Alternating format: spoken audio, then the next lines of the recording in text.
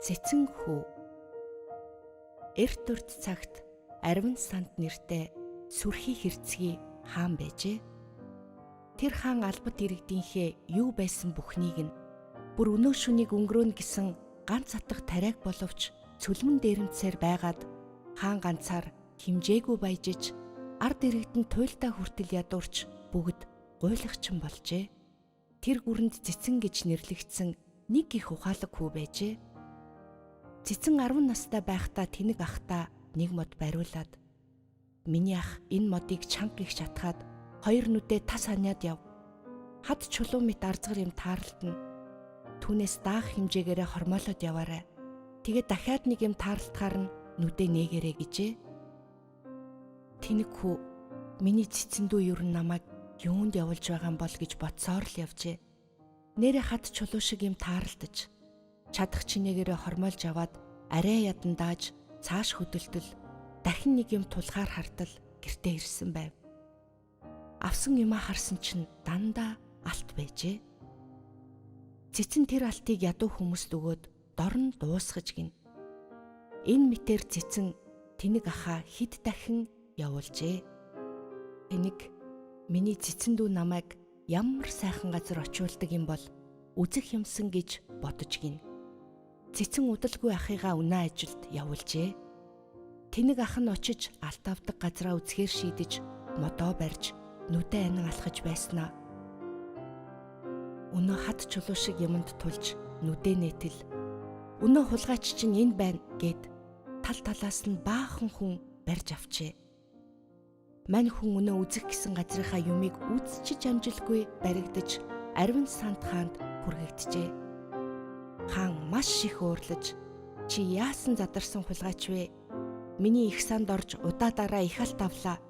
Алтаа төлүүлж толгойгч нь авна" гэж загнав. Гэтэл хүү "Би юу ч мэддэггүй усан тэнэг хүн. Харин миний ухаантай дүү цэцэн гэдэг хүүл намайг явуулдаг. Тэр дүүтэй минь л яар." Хаан албат нараа дуудан цэцэн гэдэг хүүг барьж ирэхийг тушааж гин. Гэтэл баруун гарын дүшмэд хаандаа хандаж хідэн хяа яваад лав барьж чадахгүй байх. Тун сүрхий элбчин хүү байдаг гэлцдэг юм. Тэр лав мөн байх. Ямар ч болов 100 хүн явуулъя гэжээ. Хаан дүшмэдийн үгийг зөвшөөрч 100 хүн гаргаж цэцэн хүүг бариулахаар явуулжээ. Гэвч тэд ирээд олсонгүй. Сураг нь тун сая энд байсан, тэнд байсан, гэртээ байсан гэх мэт сонсогцоор байжээ. Тэд эрж ирж зөвхрөнгөө бараад буцаж ирж гинэ.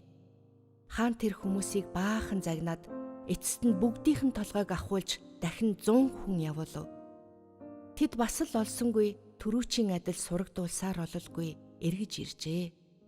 Хаан бас бүгдийнхэн толгойг авч дахин 100 хүнийг явуулжээ. Энэ мэтэр хаан 100-100-аар хүн явуулах боловч хүмүүс цэцэн хүүг ололгүй олон зуугаараа толгойгоо ахуулдаг болжээ. Нэгэн удаа 100 хүн дунд нилээд настай нэгэн өвгөн оролцжээ. Тэр өвгөн "Элбэж хүнийг би далбаар барьж чадахгүй. Цэцэн хүү бол бидний төлөө явж буй хүн. Хааны сангаас тэнэг ахаараа ахуулсан бүх алтыг дан ядуучуудад тарааж өгсөн. Иймээс бид урдаар хаан байгааг нь мэдэх хэрэгтэй. Тэгээд тэр газар нь очиод бүгд гуйвал олдно" гэж зөвлөв. Өвгний хэлснээр тэдгээр хүмүүс бүг олоод гуйж гин.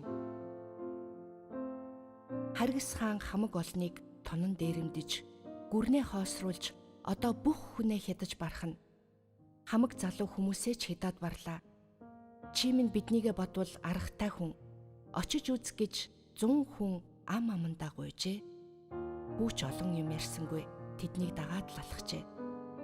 Замд нь жижиг мухлаг таарлтаж цэцэн хүү тэндээс хуруун чинээ жижиг ваар авч яваад хааны гадаа ирээд хашааны завсраар өнөө ваараа чулуудаад дотор нь өөрөө орчихжээ. Баривчлан яваа хүмүүс сандарч "Цэцэн, цэцэн" гэдэл хашгиралдав. Хүү ваар дотроо аан уун гэд байдагч гарч ирдэггүй. Бүр цөхрөөд хаанд очиж хэлжээ. Хаан ихээр уурлаж "Та нар тэр хүүг миний нүдэнд харуулж хүлээлгэж өгөөгүй цагт та нарын толгойг авна. тэр муу ваарыг нь хаг зохиод аваад ирэхгүй юу гэжээ. Хүмүүс ваарыг хаг зогсон чинь хүү байдаггүй. Цэцэн гэд дуудахаар ваарны хагархаа бүр аан аан гэдэг гин.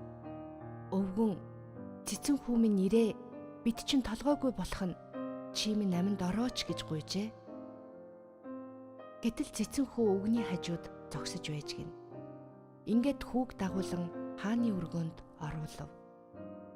Хүүч босхийг дөнгөж алхангуудаа алга хавсран доош харан цөхрөн сув.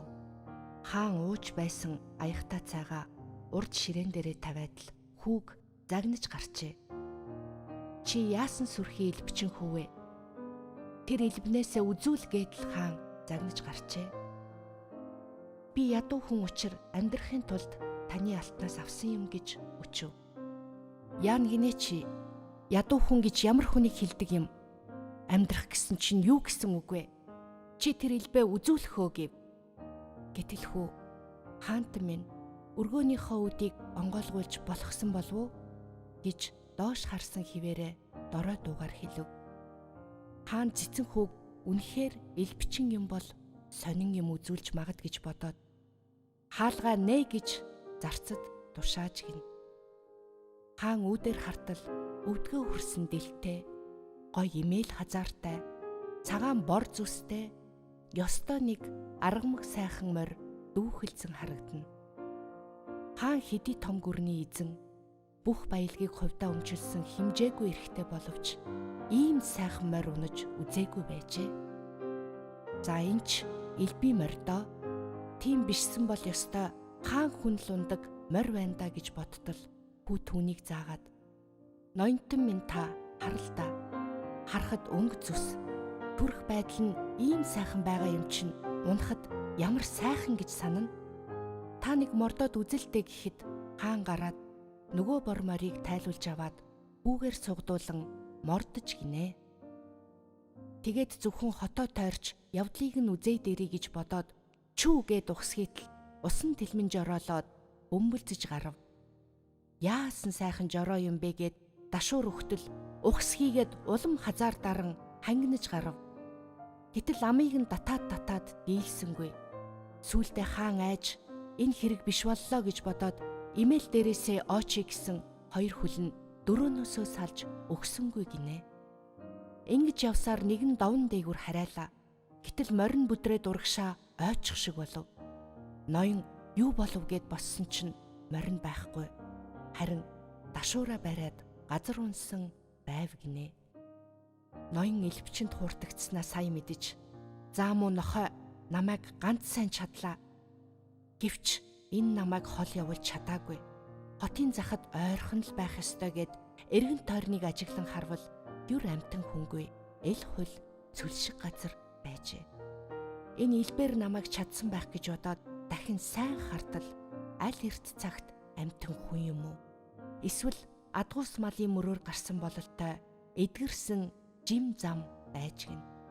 Түүгээр ороод явж байтал нэг худаг харагдав. Түүний дэргэд ядуу бололтой нэгэн айл байв гин. Энэ айлаас өөрийн нутаг хошууг асууя гэж бодоод очисон чинь 50 орчим насны болов гэмээр нэг авгай сууж байх юм гин. Хаан үүтэнд нь зогсож минь тусаа мэдэлцсэний дараа "Заах уу, танах чинь аль хааны харьяат аль гихчвэ" гэсэнд "Манай энд эзэн харьяат гэж ялгаатай юм байдгүй маа" гэж хариулв гин. "Юу? Яагаад эзэн хаангүй албат гэж байдаг вүлээ" гэхэд уул нь байсан л да. Гэтэл манай энэ орон нутагт үүнээс олон жилийн өмнө тарвган дахал хижиг томуу гарч амтан хүн үххэн нүхэж дөрвөн дөрвөж зүгтаахан зүгтаагаад над мэтийн чадалгүй нэг нь будаг ус сахиж хоцорсон юм а гэж авгааг хэлэхэд хаан "Тийм хааных гэж мэдхүү дуулсан уу" гэж өөрийнхөө алдар нэрийг хэлэхэд авгаа "Юрдөөч сонсоогүй юм байна" гэж хариулжээ. Энэ муу авгай хүртэл элбчний үгийн дагуу худал хэлж байх шиг байна. Хаанаас миний нэрийг дуулаагүй байх вэ дээ? Би холдоогүй л байх ёстой гэд ноён гарч явсан боловч хаашаач явсан нөгөө айлдаа л эргэж ирээд байж гин. Би бас тоогүй юм боллоо л доо. оролдохгүй хүнээр оролдож байж чадагдахын муухайгаар чадагдав бололтой. Гэвч намайг арай тийм хол явуулаагүй байх гэсэн гордлого хараахан л тасрахгүй байв. Тэгээд шүн орой болоход ноёнтон минь та морилж цай зоогл гэж тэр авгаа урьжээ. Гэтэл хамаг хувцс хөөтчихнэ. Танад орохгүй гэж нөгөө ихэмсэг хаан гадаа суув гин. Авгаа хідэн ямаагаа герт оруулж уйчхаад унтахаар завдаж байтал энд тэнд өлөн чон уйлж байснаа удалгүй хаяа хатавчаар нь шиншилж улмаар улилдаж эхлэв.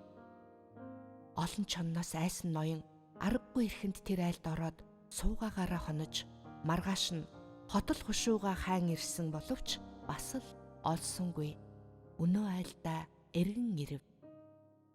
Энэ мэт оройн нэрж өглөө нь явсаар тэр айлд хэдэн сар болж нэгэнд нутаг хушууга олох гордлого бүр мөсөн тасарсан тул арга буюу тэр залуу хаан амьдралын иргэшээлээр нөгөө авгаатай ханилан суух болжээ. Тэгээд удалгүй авгаа хөл хүндтэй болж амарчих шахсан тул ноёны санаа шулуудан ямааныхаа хялгас ноосоор урих тор хийж пулган зурм намнах хэдэн ямаагаа хариулах зэргээр айл гэр болж гин. Хэдэн жилийн дараа нэгэн өдөр ноён огтон зурм намнаж яваад иртэл авгаа нь гэнэт нас барчихсан байв. Ханилсан ханин юм болохоор түүнийгээ хөгшин гэж бодсонгүй хөөр хилэн өрөвдөж хань нөхрөөсөө хагдсан хүний ёсоор уй гашуу үрж аваачиж аятаахан сайхан газар оршуулж ирээд заа хүмүн одоо яй гэхэв. Ээж нь нас барлаа. Аавтайгаа хамт амьдрах болно. Аав нь өнөөдөр их ядарлаа. Хоёулаа нэг сайхан цай чанаж ууя да. Миний хүү яваад худгаас ус аваад иргэв. Тэгээд хүүгээ усанд яваад ирэхгүй утгаар нь гараад харвал алга байв гин.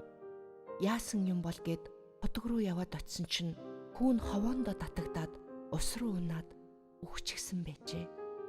Чаавас би яасан барагдашгүй үлдээ хүн гихчвэ. Хотол гүрэн захирсан ямар сайхан хаан явлаа да. Оролдошгүй хүнээр оролдож, тоглошгүй хүнээр тоглож, эцэст нь олон жил хичнээн их зовлон идлав. Тэгээд нэг муу хөгшин авгаатай сууж түүнийгээ бас өхүүлв. Ганц үнчин хүүтэй үлдсэн боловч бас л түүнээсээ хагацх нь энэ. Ингэж амьд явсны хэрэг надад юу байна? Хөөрхий үрмэн тэр худгийн яролд харагдаж байна. Аав нь чамтайгаа хамт өхийгээд худаг руу хараагаад орох гэтэл толгой нь багтдаггүй гин. Би заавал үүнд орж өхнө гэд зүтгэж байтал ил бичин илбээс хай тайлж ноёныг сэхээ оруулахад хатныхаа хормойг сөгчхөөд заавал энэ худагт орж өхнө гэд бахирч байхыг нь гэрт байсан хүмүүс хараад нэр хийтэл инээлдэв. Хүй яаж болох юм бэ хаант минь гэд ил бичин угц татхад иш намайг ингэж удаан дарчлах гэж дээ гэд хаан ихэр татан уйлв гин. Юу удах гэж таны аяганд хийсэн цай чинь хүрээгүй байна шүү дээ. Энэхэн хооронд тэгж удлаа гэж юу гэхэд тийм үү гэд аягтай цайгаа авч уувал үнэхээр халуун бүлээн байж гин. Цэцэн хаантан минь ээ. Таны албат ирэг дээр барахгүй гүрний чинь бүхий лайл ийм амьдралтай байна. Би хааны сангаас хулгайлсан алтаа таны саяын байдлаас ч дор 7 дор зовсон хүмүүст өгсөн юм. Хааны санд халдаж өнөд хөрөнгө олон удаа хулгайлсан миний толгойг авдаа хаан минь гэжээ. Хаан хөөрхий ядарсан хүмүүс тус болж байсны чинь хувьд чамайг би шийтгэхгүй. Харин хааны сангаас хэрэгтэй юм аав. Гүрний хэмжээнд байгаа бүх ядуусыг хувиа ав гэж зарлал. Ингээд арвин санд хаан ядуу зүдүү хүмүүст өв хөрөнгөө өгөөд нэг ч ядуу гуйлагчингүй тэгш чинээлэг сайхан амьдардаг болж амар сайхан